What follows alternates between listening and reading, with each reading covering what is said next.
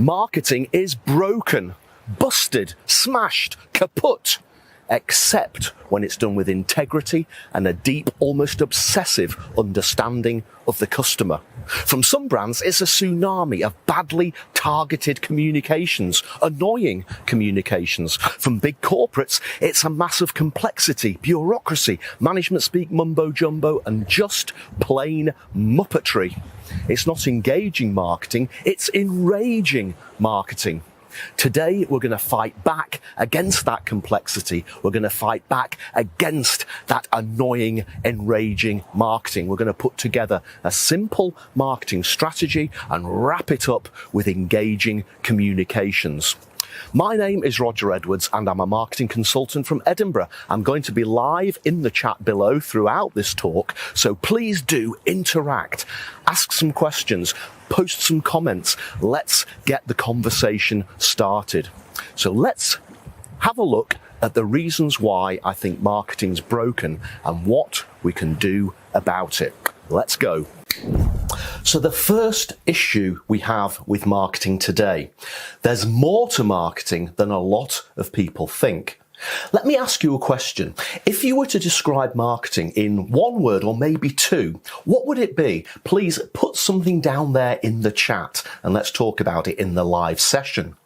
I ask this question of a lot of my clients. It's sometimes interesting just to go out onto the street and ask consumers what they think marketing is. The sort of answers we get are words like advertising, promotions, email, that sort of thing. Communications, marketing communications. The problem is there's so much more to marketing than just communications. In fact, if you were to go to university and do a marketing degree or an MBA, you realise that there was much more to the marketing discipline than just the communications. You would have to look at customer research. You would look at segmentation, targeting, positioning. You'd also look at strategy, at strategic goals. You'd look at the price, the product, the place, which is another way of saying distribution. And then you'd have a look at the promotion, i.e. the communications. So the discipline of marketing includes a lot more than just what a lot of people think marketing is all about. And that's a problem because across the world today, the discipline is being squeezed down into just that communications component. And a lot of people feel that that's all marketing is. But if you start communicating without doing all the other stuff, then you can get into problems. And that's when we start getting into the areas of enraging our customers rather than engaging our customers. So that's issue number one. Marketing is not just about communications, advertising, promotions, whatever you want to call it. Second thing, again, put something down there in the chat. Tell me, have you recently unsubscribed from an email list? Now, without even looking, I'm guaranteeing that most of you will have said yes. And now if I ask you, why have you unsubscribed from that email list? What would your answer be? I'm suspecting things like it's intrusive, or it's annoying, or there's too much of it, or it's not relevant, or it just clutters my inbox. Do you know, recently I subscribed to an email list for a forthcoming webinar. It's the sort of thing I do as a marketer. I do like to keep abreast of what people are doing. And this was for a webinar which promised how to make $6 million in a week without doing any work. Webinar. You know, it was obviously going to be a bit of a con, but I thought I would sign up to see what it was all about anyway. And it was about 6 weeks away. And every week up until the webinar, I would get an email. 6 weeks to go until the webinar that will teach you how to make $6 million in a week without doing any work. And then in the week before the webinar went ahead, the emails went daily.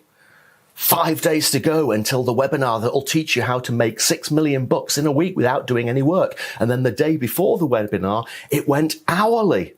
24 hours to go until the webinar that will teach you how to make $6 million in a week without doing any work. Now, this person who was running this webinar obviously lived on the west coast of the United States. 8-hour time difference. So I went to bed, got up the following morning, opened my email, and blam, there we are, 8 emails. 8 hours to go, 7 hours to go, 6 hours to go until the webinar that'll teach you how to make $6 million and that's when I hit the big red unsubscribe button. It was getting annoying. It was getting intrusive. I came up with a name for him, Simon the Spammy Webinar Man. That's not the sort of marketing that actually engages customers. And it happens elsewhere as well, doesn't it? You know, these days, if you connect with somebody on LinkedIn, chances are within 2 seconds, you'll have an automated direct message in your inbox saying, buy my stuff, buy my stuff, buy my stuff. We get intrusive adverts all the time. You know, look at newspaper websites on the internet are absolutely plagued with pop-up ads and video ads and banner ads that just try to cover up what you're trying to read. It's so annoying. So problem number 2 with marketing is that it is annoying. And the third area is that marketing, especially the communications part of marketing, can get very complicated. Here's a couple of examples, and forgive me if I actually read from my iPad. This is a bit of copy that I saw on a police, believe it or not, a police website. Our chief constable must see beyond the horizons of convention to make the paradigm shift, to dream of things that have never been done before, to create a strategic culture across the force that has an embedded ethos of innovation, high standards of service, being evidence-based, being client-centered and victim-focused, and successfully transforming the organization for the future. Well, that's all very well, but I would just quite like my police people to keep me safe and to nick villains. Here's another one. This is from Ocado. Over the last 6 months, the centre of gravity at Ocado Group has shifted from our heritage as an iconic and much-loved domestic pure-play online grocer to our future as a technology-driven global software and robotics platform business, providing a unique and proprietary end-to-end solution for online grocery and an innovation factory applying our technology expertise to adjacent markets and other verticals. What on earth did all that just mean? Here's another one.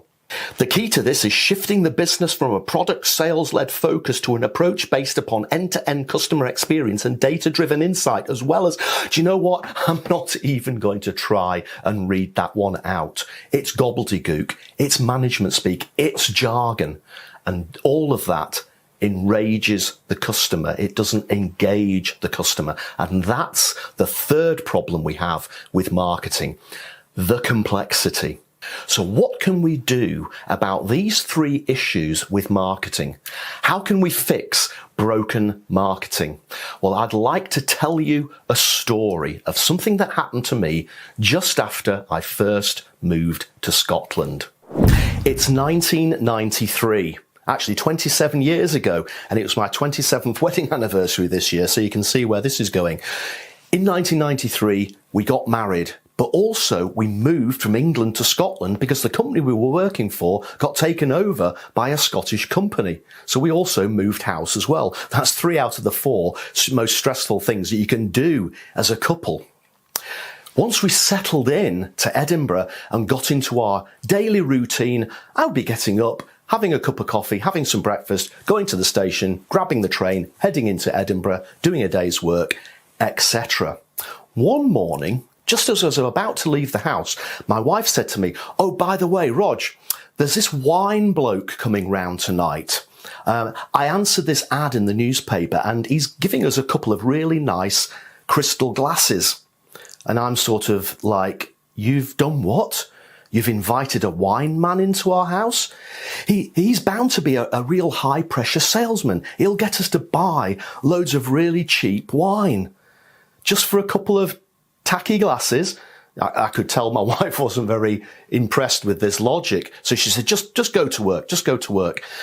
And of course, I got on the train and I'm going into work and I'm thinking, I'm not going to let this wine guy get to me. I'm not going to let him sell me a load of wine. I'm having all these visions of being a child with double glazing salesmen knocking on the door and my father giving them the boot.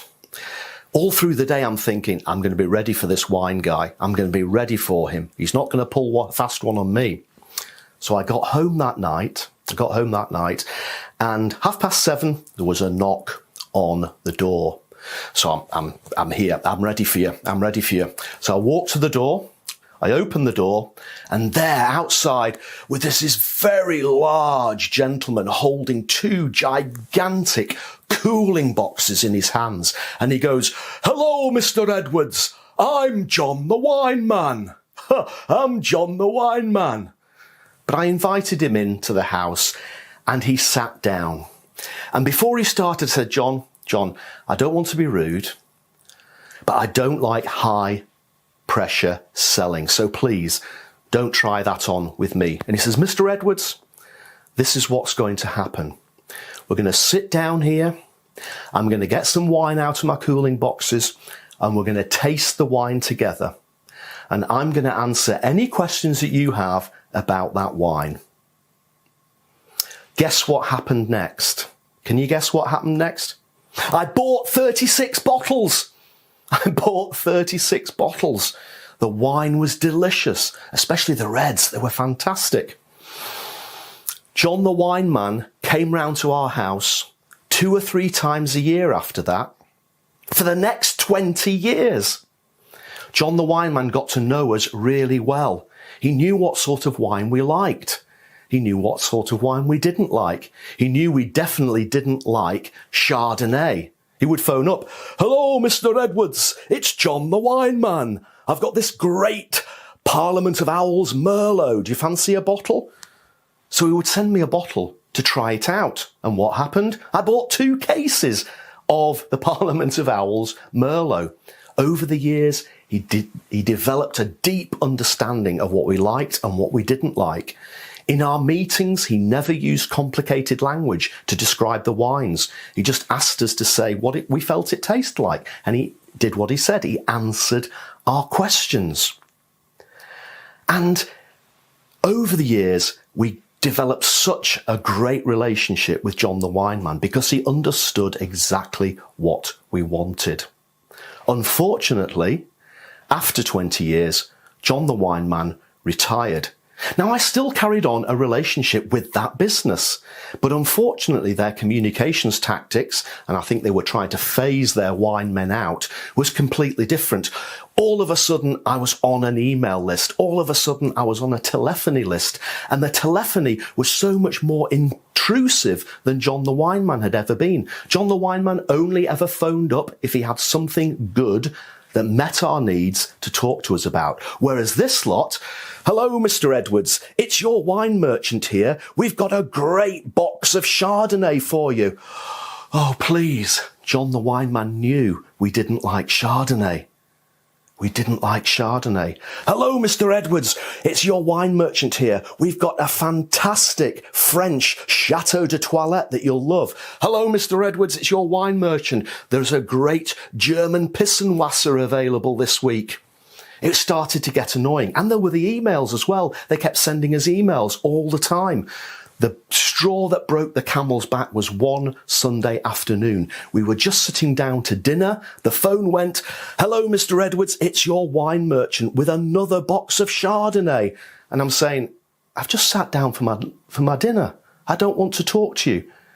"Well, can we phone you back at a more convenient time?" "Yes, maybe." They phoned back half an hour later. We were just having dessert. "We've got this box." I said, "That's it. Stop calling me. Stop emailing me.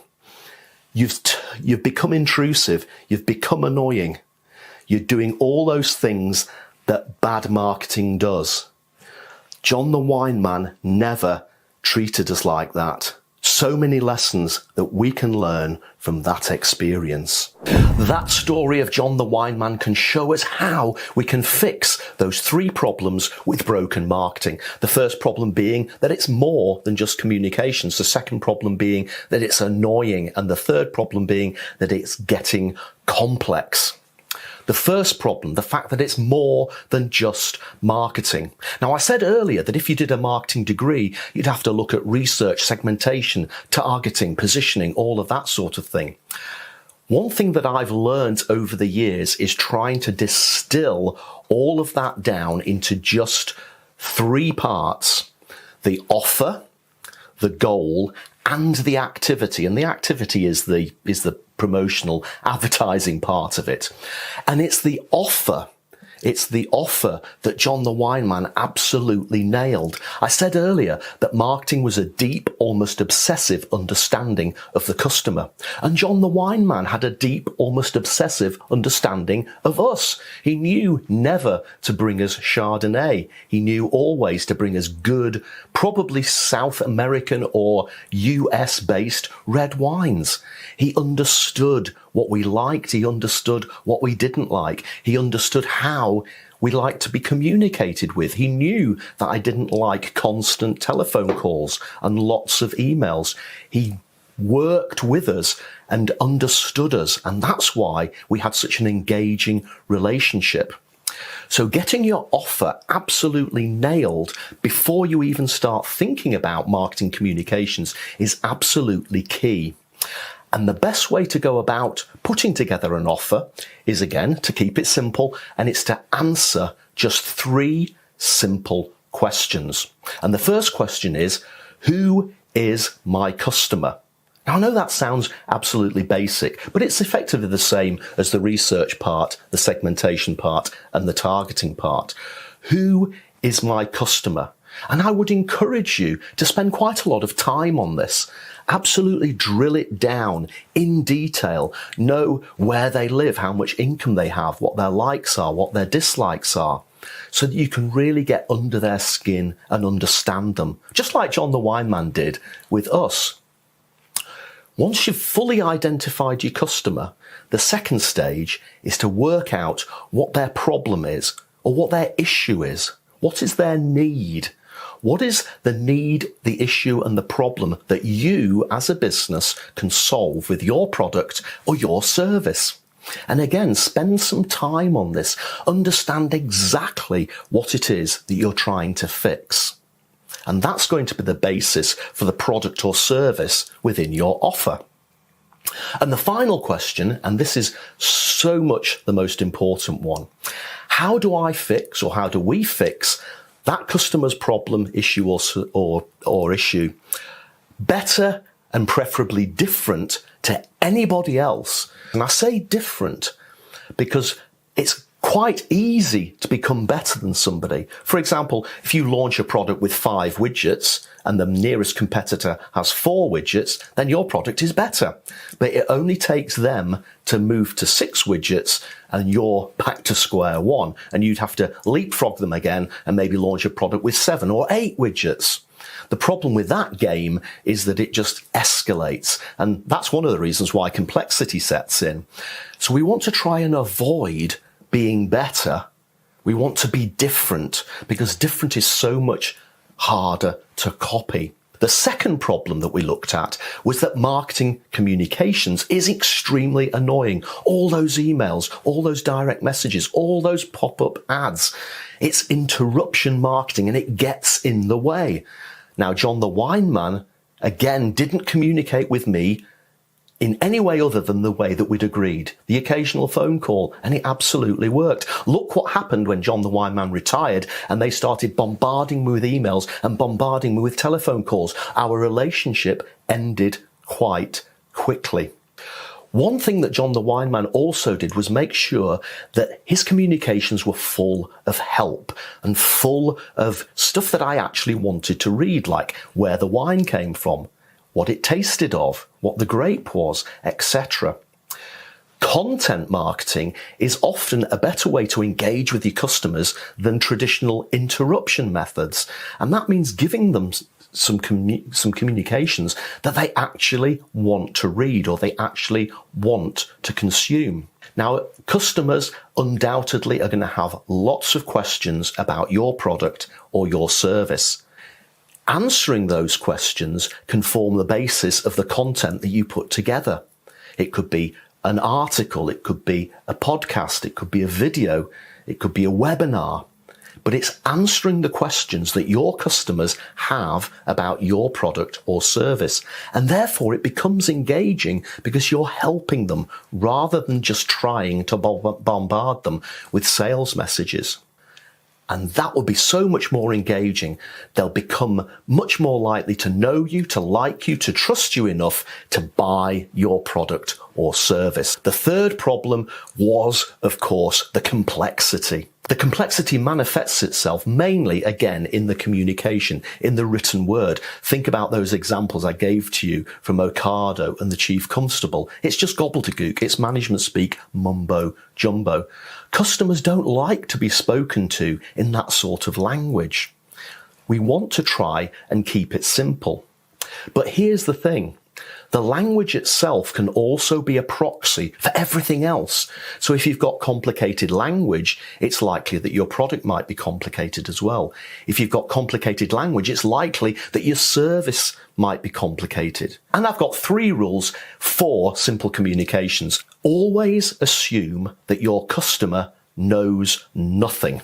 Absolutely nothing. They know nothing about the market. They know nothing about your product or service. If you're running a cupcake shop, what is a cupcake is a perfectly acceptable question for you to provide an answer for. Now, most people know what cupcakes are, but let's not assume that they do. Because if you assume somebody has a level of knowledge and they don't, then your communications can inadvertently annoy them or inadvertently exclude them. Second rule, always talk in your customer's language. Now again, when you work in a particular industry, whether it's marketing, whether it's cupcakes, as I've said before, whether you run a florist, whether you run a gym, whether you run a car mechanic, you'll be dealing day in, day out with language, and you'll become immune to certain words and immune to certain phrases. It's almost like learning French or Spanish. The problem is that not everybody understands French, not everybody understands Spanish, and a lot of people don't understand car mechanic. So always try to talk in the language of your customer. And the third rule is don't use that overblown management speak, mumbo jumbo language, jargon, gobbledygook. And again, think about it. You go to the pub or a cafe with your friends and you're going to buy a drink. So you'll say to your friend, I'll go to the bar and buy us a couple of pints. He would understand that. What you wouldn't say to that person is, a couple of pints of fermented hops will be procured by me in a cylindrical vessel, a clear cylindrical vessel of fused silicon molecules, and we'll then sit down here in these seating devices and we'll imbibe the liquid together. What? That's just garbage, isn't it? That's just garbage. I couldn't even say it properly. But that's what a lot of companies inadvertently do with their complicated language. Now, John the Wine Man never used that complicated language when describing the wines that we were tasting.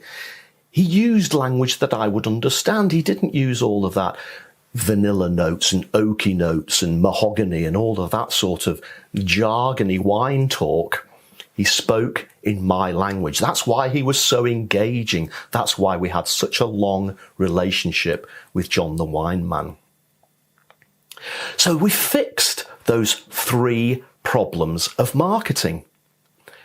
Fixing the first problem, why marketing is more than just communications, is all about nailing your offer. Fixing the second problem, why marketing is annoying, is all about answering questions and giving help with your marketing material, content marketing as opposed to interruption marketing. And problem number 3, the complexity, that's all about keeping it simple, talking in a language that your customer understands, and overall engaging the customer. This is the key to being successful with marketing today. Thinking wider than just the communications, but making sure that when you get to the communications, they don't annoy and they aren't overly complex. I really hope you've enjoyed this talk today. I hope it's given you some ideas. Please let me know down below in the live chat anything that might resonate with you as a result of what I've said. And I really hope that going forward, you'll look at your marketing and you'll realize that there's more to it than just the communications. You'll put together an offer and you'll put together engaging and simple communications. Please don't be Simon, the spammy webinar man. Just be like John the Wine Man. Engage, don't enrage.